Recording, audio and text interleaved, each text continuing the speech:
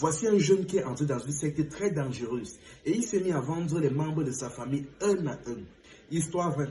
Voilà ce qui s'est passé. Ce jeune en question vient d'être diplômé. Là maintenant, il est parti postuler dans une entreprise. Bon, mais sachant comment le pays est, il n'a pu réussir à avoir que le poste de chauffeur du PDG. C'est-à-dire, il conduisait le PDG dans son véhicule. Bon, au début, ça allait, il touchait tout de même un bon salaire, il n'y avait pas de problème. Mais du jour au lendemain, maintenant, on le retrouve dans un bureau climatisé. Sa famille vient, on lui demande mais tu as fait ça comment? Comment tu peux quitter du poste de chauffeur à un poste aussi alléchant? Que ça n'a pas de sens, tu as fait comment? Ah bon, il a simplement dit qu'il a eu de la chance, il a raconté une histoire saugrenue. Bon, on ne sait pas hasarder là-dessus, vu que de toute façon, il était diplômé. Mais après un certain temps maintenant, certains membres de sa famille ont commencé à décéder. Déjà, il y a sa soeur qui était agressée et tuée.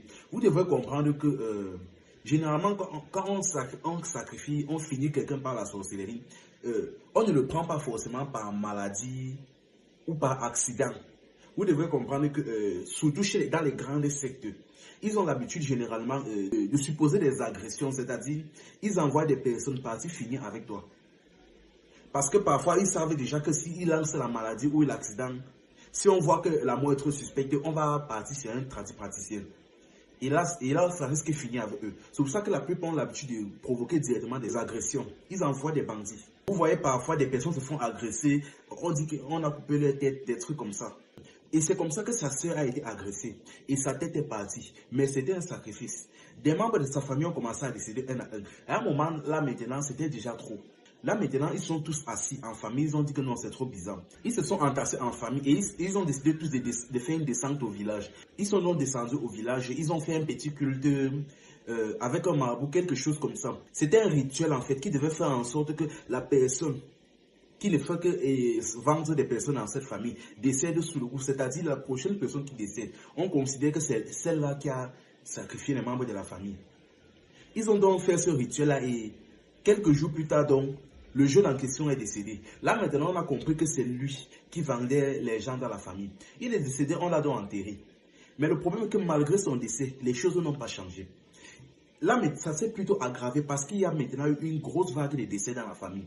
Il ne pouvait pas passer 2 mois sans qu'une personne au moins décède. Finalement, là, ils se sont encore anciens en famille. Ils ont demandé mais qu'est-ce qui se passe? Comment ça se fait que voilà ça qu'on l'a attrapé? On a fait le rituel d'un mort, mais on ne fait que... Mais les membres de la famille ne font que décéder. Tout le monde avait déjà la boule dans le ventre parce qu'à tout moment, quelqu'un devait tomber. Une tête devait tomber. Finalement, ils se sont encore arrangés. Cette fois-ci, ils ont quitté les Yaoundé vers Douala, vers une localité là, pour rencontrer un marabout qui leur a été conseillé par leurs voisins. C'était un praticien en fait. Ils ont donc voyagé en délégation de Yaoundé jusqu'à Douala, vers cette localité là. Ils ont trouvé le marabout. Et bon, ce qui se passe, c'est que lors des consultations avec ce praticien là, lors de ces consultations, il vous demande d'acheter d'abord 2 boîtes de lait, de déposer devant vous, de mettre vos 2 pieds dessus et d'expliquer votre problème. Une fois que vous expliquez votre problème, il fait quelques incantations et lorsque vous ouvrez la boîte, vous avez la résolution à votre problème. Chose dit, chose faite. Ils ont donc arrivé là, ils ont déposé les 2 boîtes de lait, ils ont choisi un membre de la famille qui a déposé les boîtes de lait, il a déposé ses pieds et il a expliqué le problème. Une fois avoir expliqué, le praticien a donc a fait ses incantations et là, maintenant, il a demandé qu'on ouvre la boîte. Retire tes pieds, ouvre la boîte. Le jeune a retiré ses pieds, ouvert la boîte et il a vu un cœur à l'intérieur de la boîte de lait. Il a dit que, hey, c'est quoi ça? Donc, le praticien lui a expliqué qu'en réalité, ça, c'est le cœur du jeune que vous avez enterré là. Et vous voyez comment ça va, non? En réalité, il n'est pas décédé. Il est tombé et vous l'avez enterré, mais il n'est pas décédé. Ce que vous allez faire est que vous allez rentrer rapidement. Vous allez le déterrer et cette fois-ci, vous allez l'incinérer. Vous allez l'exhumer, l'incinérer, brûler le corps entièrement pour qu'il soit en cendres. Sinon, la vague de décès là ne va pas finir. Parce que où il est couché là dans le tombeau, c'est lui qui continue à vous vendre à sa secte. Les gars ont remercié le praticien. Ils sont rentrés à Yaoundé, ils sont rentrés au village et déterré le corps. Une fois avoir déterré le corps, chose bizarre, le corps ne s'était pas décomposé, le corps était intact, comme à l'instant où on l'avait enterré. Et quand on a ouvert la poitrine, on s'est rendu compte que le cœur battait encore. Là, ils ont compris que le marabout disait vrai. Ils ont donc porté son corps et ils l'ont incinéré jusqu'à ce qu'il soit en cendres.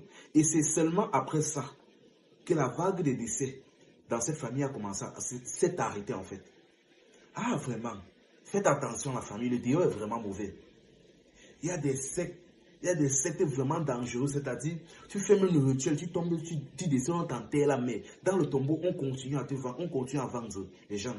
Faites vraiment très attention, la famille, le Dieu est mauvais. Enfin bref, c'était Info et Amusement. Ici, on s'informe et on s'amuse.